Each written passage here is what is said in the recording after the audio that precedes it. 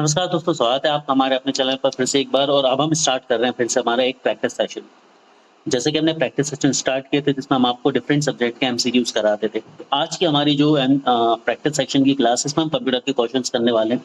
इसमें वो सारे क्वेश्चंस रहेंगे जो टॉपिक्स अभी फिलहाल तक हम कंप्यूटर में कंप्लीट कर चुके हैं। तो चलिए स्टार्ट करते हैं फटाफट से, बिना टाइम को वेस्ट किए हुए हमारे सेशन को शुरू करते हैं। सभी बच्चों से रिक्वेस्ट करूंगा, चैनल को लाइक शेयर सब्सक्राइब जरूर करें यदि आप चैनल पर नए हैं तो, क्योंकि हमारे चैनल पर free of cost complete UPSC EPFO course जो है वो कराया जा रहा है। वीडियो कोर्स पूरी तरह से कंप्लीटली फ्री है। साथ ही डिस्क्रिप्शन बॉक्स में आपको लिंक दी गई है, वहां से जाकर आप नॉलेज का एक ऑफिशियल ऐप को डाउनलोड जरूर कर लें, क्योंकि वहां से आप हमारे पेड कोर्सेज को और पीडीएफ को एक्सेस कर पाएंगे। साथ ही टेलीग्राम चैनल को भी ज्वाइन कर लें, जिसकी लिंक मैंने डिस्क्रिप्शन बॉक्स में दे के रखी हुई है। बढ़ते हम आगे हमारी आज की क्लास में। तो आज का पहला क्वेश्चन है। क्वेश्चन में हम हमेशा की तरह एक इजी टाइप के क्वेश्चन से लेकर टफ टाइप के क्वेश्चन सभी को कवर अप करेंगे। सो हमारा आज का पहला क्वेश्चन है, blank is an electronic device that process data converting into information. तो यहाँ पर बेसिकली क्वेश्चन को मैं हिंदी में भी पढ़ दिया करूंगा, सो परेशान नहीं होंगे इंग्लिश मीडियम वाले हमारे फ्रेंड, हिंदी मीडियम वाले हमारे फ्रेंड। तो बात ये हो रही है कि भाई एक ऐसी कौन सी डिवाइस है, इलेक्ट्रॉनिक डिवाइस है, जो कि प्रोसेस करती है डेटा को इन्फॉर्मेशन में, मतलब डेटा को इन्फॉर्मेशन में जो चेंज कर दे। हम सभी को पता है कि ये कौन करता है, हमारा कंप्यूटर करता है। ठीक है, कंप्यूटर एक इलेक्ट्रॉनिक डिवाइस है जिसका काम होता है, जब इसे रॉ डेटा दिया जाता है तो इस रॉ डेटा को ये कन्वर्ट कर देता है किसमें, एक इन्फॉर्मेशन के तौर पर। अब ये करता कैसे है, तो इसके लिए इसके पास इनपुट डिवाइसेस होते हैं और आउटपुट डिवाइस होता है और सीपीयू होता है। इनपुट डिवाइसेस के माध्यम से हम कंप्यूटर को इनपुट देते हैं हाई लेवल लैंग्वेज में, या उस लैंग्वेज में जिस लैंग्वेज में हम समझ सकते हैं, और ये प्रोसेस करता है मशीन लैंग्वेज में। मशीन लैंग्वेज हम सभी को बताया कि जो कंप्यूटर होता है वो मशीन लैंग्वेज में काम करता है, यानी कि 0 और 1 में, जिसे हम बाइनरी लैंग्वेज भी बोलते हैं। तो जब ये बाइनरी लैंग्वेज में काम करता है तो ये आउटपुट देता है, लेकिन आउटपुट तो हमें हमारी लैंग्वेज में मिलता है, कभी 0 1 में तो हमें देखने नहीं मिलता है। फिर ये कैसे होता है, तो ये आउटपुट डिवाइसेस के माध्यम से देता है। और ये जो पूरी प्रोसेस होती है इसमें एक ट्रांसलेटर यूज होता है जिसे हम असेंबलर बोलते हैं, या इंटरप्रेटर बोलते हैं, कंपाइलर बोलते हैं। ये तीन शब्द हैं, तीनों का काम एक ही है। ये तीन तरह की चीजें हैं और तीनों का मीनिंग है ट्रांसलेटर। ये एक लैंग्वेज को दूसरी लैंग्वेज में ट्रांसलेट करते हैं। तो हम बात करें कंपाइलर की, हम बात करें इंटरप्रेटर की या असेंबलर की, ये क्या करते हैं, हाई लेवल लैंग्वेज को लो लेवल लैंग्वेज में और मशीन लैंग्वेज में कंप्लीट कन्वर्ट करते हैं। ठीक है, इसके बाद क्या करते हैं, इसके बाद ये क्या करते हैं, अगेन जब कंप्यूटर अपना आउटपुट रेडी कर लेता है तो उस लो लेवल लैंग्वेज में तैयार आउटपुट को फिर से हमें आउटपुट में शो करते हैं हाई लेवल लैंग्वेज में कन्वर्ट करके। तो ये इस तरह की प्रोसेस जो है आपका पूरा का पूरा कंप्यूटर करता है इनपुट आउटपुट के माध्यम से। और इनपुट आउटपुट डिवाइस में ऑलरेडी आपको बहुत डिटेल में समझा चुका हूँ। तो 20 का करेक्ट आंसर था कंप्यूटर। आगे बढ़ते हैं। Blank computers represent data as variable point along as a continuous spectrum of values. ठीक है, तो यहाँ पर क्या बोला जा रहा है कि भाई जो ऐसा कौन सा कंप्यूटर का टाइप है जो डेटा को रिप्रेजेंट करता है वेरिएबल पॉइंट के रूप में कंटीन्यूअस स्पेक्ट्रम में। तो इसका करेक्ट आंसर क्या होगा आपका भाई। ठीक है, हम सभी को पता है एनालॉग कंप्यूटर। अच्छा, एक बार मैं इन सारी की सारी चीजों को आपको समझा देता हूँ पहले। ठीक है, देखो कंप्यूटर के मैंने आपको 3 टाइप बताए। कंप्यूटर के 3 टाइप होते हैं, एक होता है एनालॉग कंप्यूटर, दूसरा होता है डिजिटल कंप्यूटर, तीसरा होता है हाइब्रिड कंप्यूटर। एनालॉग कंप्यूटर एक ऐसा कंप्यूटर होता था जिसे हमने देखा था कि ये एनालॉग सिग्नल पे काम करता था। एनालॉग सिग्नल यानी कि जो कंटीन्यूअस स्पेक्ट्रम होते थे, जिसकी वोल्टेज है, करंट है, तो ये कंटीन्यूअस चलते रहते हैं। ठीक है, तो इस तरह की मशीन जो इन सिग्नल्स पे काम करती है या इन सिग्नल्स के माध्यम से चलती है, उन्हें हम क्या बोलते हैं, एनालॉग कंप्यूटर बोलते हैं। जिसकी जितने भी आपके मीटर्स होते हैं, वोल्ट मीटर है, अमीटर है, एमीनोमीटर है, जितने भी तरह के मीटर्स आपके होते हैं वो इसी तरह के सिग्नल्स पे काम करते हैं। चूंकि वो इसी तरह के सिग्नल्स पे काम करते हैं इसीलिए वो एनालॉग कंप्यूटर्स कहलाते हैं। इसके बाद बारी आती है डिजिटल डिवाइसेस की या डिजिटल कंप्यूटर्स की। तो डिजिटल कंप्यूटर्स या डिजिटल डिवाइसेस वो होती हैं जो डिजिटल सिग्नल पे चलती है। अब सर बात यह आती है कि डिजिटल सिग्नल क्या होते हैं। तो आपके जो 0 और 1 होते हैं ये डिजिटल सिग्नल होते हैं, है ना। यानी कि जो बाइनरी लैंग्वेजेस होती हैं आपकी 0 और 1 होते हैं, ये डिजिटल सिग्नल होते हैं। तो जो हमारे मॉडर्न डे कंप्यूटर्स हैं, हमारे जो मॉडर्न डे कैलकुलेटर्स हैं, ये सभी के सभी आपके डिजिटल डेटा पे काम करते हैं, तो डिजिटल कंप्यूटर। अब जो तीसरी कैटेगरी है वो है आपकी हाइब्रिड कंप्यूटर। तो हाइब्रिड कंप्यूटर क्या होता है, हाइब्रिड कंप्यूटर एक ऐसे कंप्यूटर्स होते हैं जो एनालॉग सिग्नल में भी काम कर सकते हैं और डिजिटल सिग्नल में भी काम कर सकते हैं। ठीक है, तो मेन जो होते हैं वो 3 टाइप के कंप्यूटर होते हैं। बाकी के जो अलग कंप्यूटर्स आपने पढ़े हैं, super computer, micro computer, mini computer, work station, bla bla bla, ये सभी के सभी डिजिटल कंप्यूटर के फर्दर टाइप्स हैं। कई जगह आपको ऐसा भी पढ़ाया जाता है या कई बुक्स में हम ऐसा भी देखते हैं कि कंप्यूटर कार्य करने के आधार पर, उनके प्रकार, सिग्नल्स के आधार पर, उनके प्रकार, साइज के आधार पर, उनके प्रकार, तो वो भी सही है। लेकिन मैं एक सिंपल डिस्क्रिप्शन आपको दूं तो कंप्यूटर के मेनली 3 टाइप होते हैं और बाकी के जो भी टाइप आप पढ़ते हैं वो डिजिटल कंप्यूटर के फर्दर टाइप कहलाते हैं। ठीक है, चलिए, वीडियो यदि पसंद आ रहा है तो चैनल को प्लीज़ लाइक, शेयर और सब्सक्राइब जरूर करें। आगे बढ़ते हैं हमारे अगले क्वेश्चन की तरफ। अगला क्वेश्चन है, which of the following is used by the tablet PC to write on the screen. तो अब हमसे ये पूछा जा रहा है कि इनमें से किस चीज़ का यूज़ किया जाता है टैबलेट पीसी पर लिखने के लिए। अब देखो क्वेश्चंस को किस तरह से आज के सिनारियो के हिसाब से बनाया सकता है। देखो, हमने इनपुट आउटपुट पढ़ा है, लेकिन अब ये दौर पुराना हो गया जब इनपुट आउटपुट के दौर पर आपके क्वेश्चन पूछा जाए कि इनमें से कौन सी इनपुट डिवाइस है, कौन सी आउटपुट डिवाइस है। आ सकते हैं लेकिन चांसेस कम है। तो सर इनपुट आउटपुट पर किस तरह के क्वेश्चन बन सकते हैं, तो इनपुट आउटपुट पर इनडायरेक्टली इस तरह के क्वेश्चन बन सकते हैं। देखने में आपको लगेगा कि सर ये क्या पूछ लिया कि पीसी टैबलेट पर लिखने वाला डिवाइस, लेकिन टेक्निकली आपको पता होगा लिखना माने कि जैसे आप कीबोर्ड से लिखते हैं या आप माउस से भी एंटर करते हैं, तो कीबोर्ड और माउस जो होता है वो इनपुट डिवाइस होते हैं। तो वैसे ही जब आप टैबलेट पर लिखते हैं या जब आप अपने टच स्क्रीन को टच करते हैं तो बेसिकली आप इनपुट ही दे रहे होते हैं, तो ये एक तरह की इनपुट डिवाइस है। तो यहाँ पर ये क्वेश्चन जो है ये आपका इनपुट डिवाइस पर पूछा गया है कि टैबलेट पीसी पर आप किसकी हेल्प से लिख सकते हैं, आप फिंगर, माउस, डिस्लाइजर, स्टाइलस या फिर किसकी हेल्प से। तो आपको पता होना चाहिए ऑप्शन डी इसका बिल्कुल सही आंसर, यानी कि स्टाइलस के। आपने देखा होगा जो कुछ टैबलेट पीसीज आते हैं उनके साथ एक पेन लगा होता है और उस पेन के माध्यम से आप उसके स्क्रीन पर लिख देते हैं, तो वही चीज़ है ये। आगे बढ़ते हैं अगले क्वेश्चन की तरफ। अब की बार बोलेंगे बच्चे कि सर हम फिंगर से भी लिख सकते हैं, तो यहाँ पर हमसे डिवाइस पूछा गया है ना कि ऑब्जेक्ट। यदि ऑब्जेक्ट पूछता तो हम फिंगर लिख सकते थे, लेकिन चूंकि यहाँ पर हमसे डिवाइस पूछा गया था इसीलिए हम स्टाइलस चूज करेंगे। आगे बढ़ते हैं। A word in a web page that when clicked opens another content. क्या बोल रहा है कि जब आपका एक वेब पेज होता है, वेब पेज यानी कि कोई भी वेबसाइट है आपकी, तो जब आप एक वेबसाइट पर क्लिक करते हैं या एक वर्ड पर क्लिक करते हैं तो दूसरा पेज आपका खुल जाता है। आपने देखा होगा ना, लिखा होता है क्लिक है और आप उस पर क्लिक करते हैं तो आपको एक नया पेज खुल जाता है। या आपको लिखा होता है जब आप फॉर्म फिल कर रहे होते हैं तो अप्लाई नाउ, तो जैसे आप अप्लाई नाउ के बटन पर क्लिक करते हैं तो एक अलग पेज खुल जाता है और अपना फॉर्म फिल कर सकते हैं। तो इस तरह की चीज़ को हम क्या बोलते हैं, इसे हम एंकर बोलते हैं, इसे हम यूआरएल बोलते हैं, इसे हम रेफरल बोलते हैं।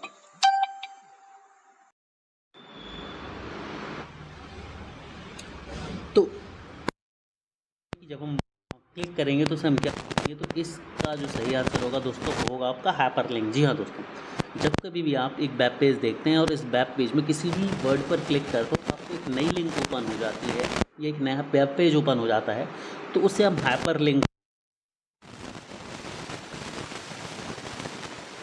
या जिन्होंने HTML पढ़ा होगा वो एंकर में कंफ्यूज हो जाएंगे। ठीक है, या यूआरएल के साथ कई बच्चे हैं जो कंफ्यूज हो सकते हैं। तो देखो यूआरएल आप तभी मानेंगे जब आपको प्रॉपर लिंक, जब आप जो आपका सर्च बार होता है, जब आप सर्च,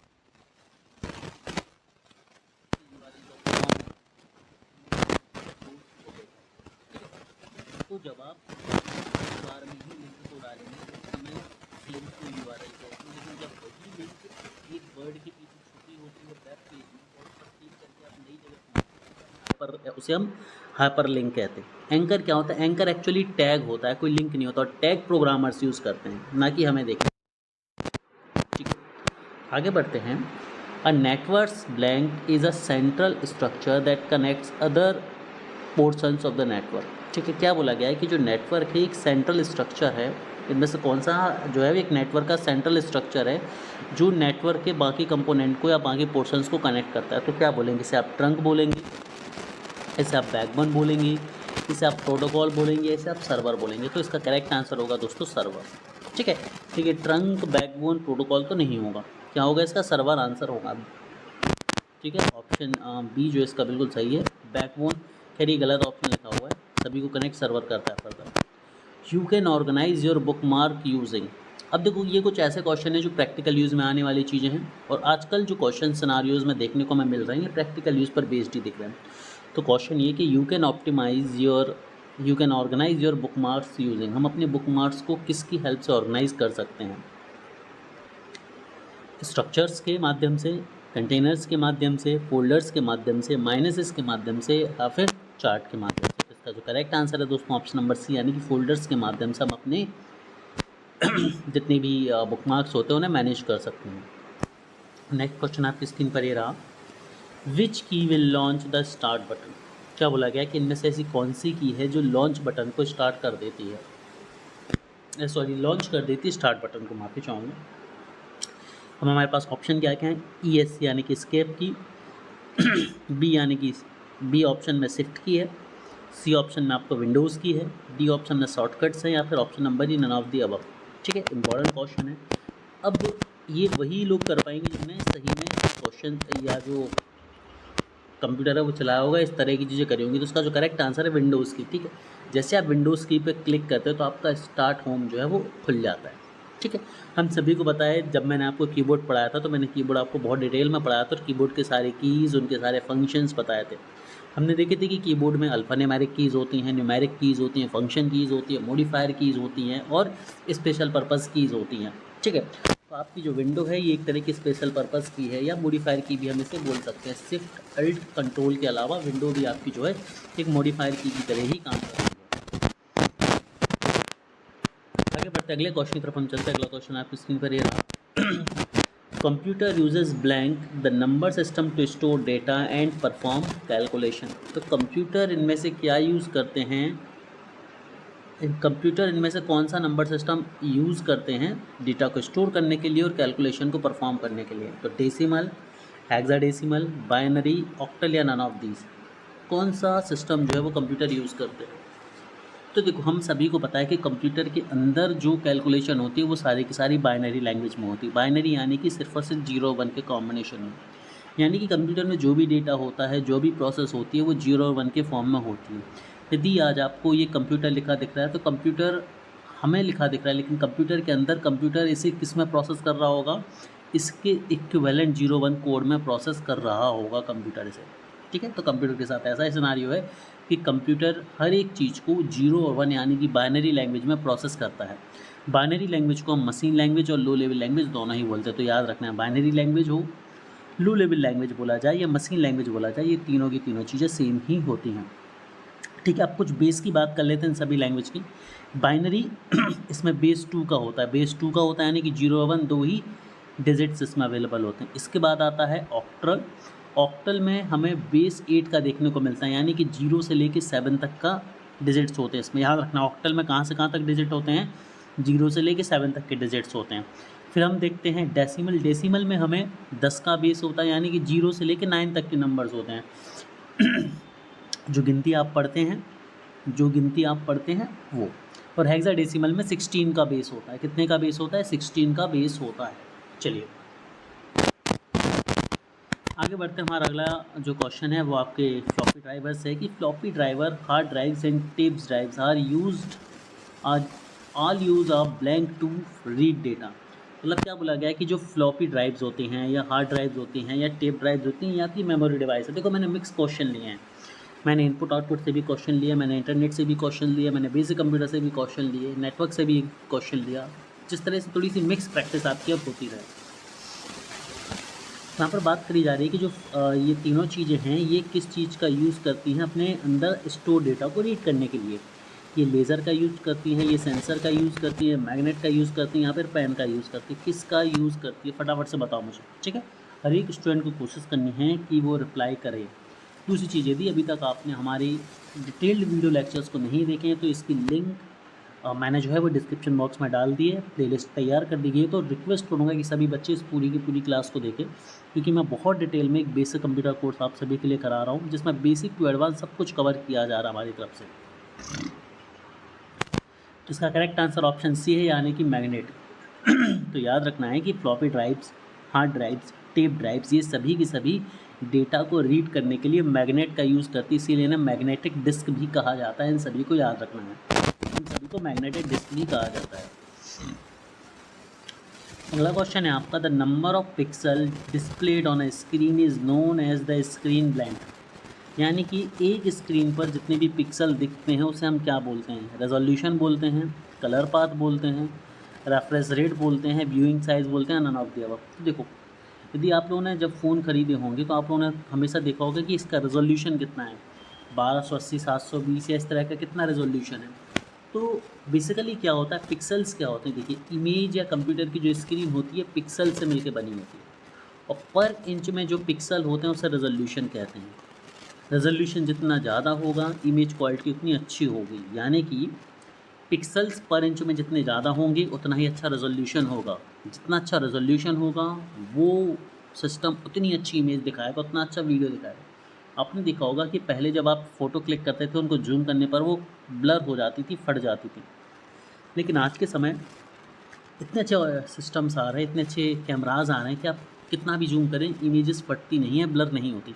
उसके पीछे रीज़न ये है कि पर इंचेस जो पिक्सल्स हैं या जो रेजोल्यूशन है वो बहुत बढ़ गया है, तो आप जितना भी जूम करते जाएंगे पिक्सल्स नहीं फटेंगे आपके। तो इसका करेक्ट आंसर क्या है, रेजोल्यूशन, यानी कि ऑप्शन नंबर ए है रेजोल्यूशन। ठीक है, चलिए आगे बढ़ते हैं हमारे नेक्स्ट क्वेश्चन की तरफ। नेक्स्ट क्वेश्चन है blank white area near the edge of every page in a word document is known as, यानी कि जो ब्लैंक वाइट एरिया होता है किनारों पर वर्ड डॉक्यूमेंट के, उसे क्या बोला जाता है, उसे कट मार्क बोलते हैं आप, उसे आप मार्जिन बोलेंगे, उसे आप न्यू एरिया बोलेंगे, उसे आप गटर बोलेंगे, या फिर उसे आप इंडेंट बोलेंगे, क्या बोलेंगे। तो इसका जो करेक्ट आंसर है दोस्तों वो है ऑप्शन नंबर बी, यानी कि इसे हम मार्जिन बोलते हैं। ठीक है, जब भी आप वर्ड पर काम करते हैं तो आजू बाजू आपको कुछ स्पेस छूट जाता है जहाँ पर आपका टाइप नहीं कर पाते, तो उसे हम बोलते हैं मार्जिन। तो margin refers to a blank white area near the edge of the page, every page has top bottom left right margin, यानी कि 4 मार्जिन होती हैं, जिसे हेडर और फुटर बोलते हैं। तो वो एरिया जहाँ पर आप लिख नहीं पाते, ऐसे ही आजू बाजू में भी कुछ एरिया होता है, तो ये चारों तरफ जो एरिया होता है इसे हम मार्जिन बोलते हैं दोस्तों। आगे बढ़ते हैं, विच of the following, next question है आपका, विच of the following software post unwanted advertisement on clients computer, इनमें से ऐसा कौन सा सॉफ्टवेयर है जो क्लाइंट के कंप्यूटर पर अनवांटेड एप्लीकेशन, अनवांटेड जो एडवर्टीजमेंट है वो पोस्ट करता है। वायरस करता है, मालवेयर करता है, वॉर्म्स करते हैं, एडवेयर करते हैं, या फिर लॉजिक वॉर्म्स करते हैं।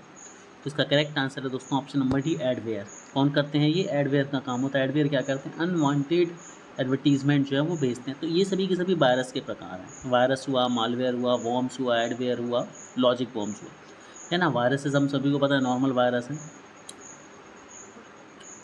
है ना। वायरस का फुल फॉर्म क्या होता है, viral information resource under seize. Malware भी वायरसेस होते हैं जो किसी तरह की डी फंक्शनिंग आपके सिस्टम में करते हैं, इसके बहुत सारे टाइप होते हैं। वॉर्म्स वायरस का एक टाइप है।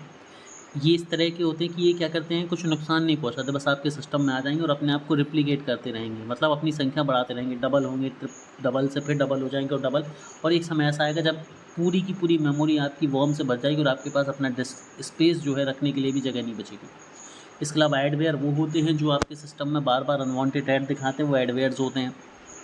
और लॉजिक बम्स क्या होते हैं, लॉजिक बम्स यानी कि कई बार ऐसा होता है कि सॉफ्टवेयर को इंस्टॉल कर दिया जाता है और एक पर्टिकुलर कंडीशन के बाद जो है वो बम फट जाता है, यानी कि आपका सिस्टम क्रैश कर जाता है।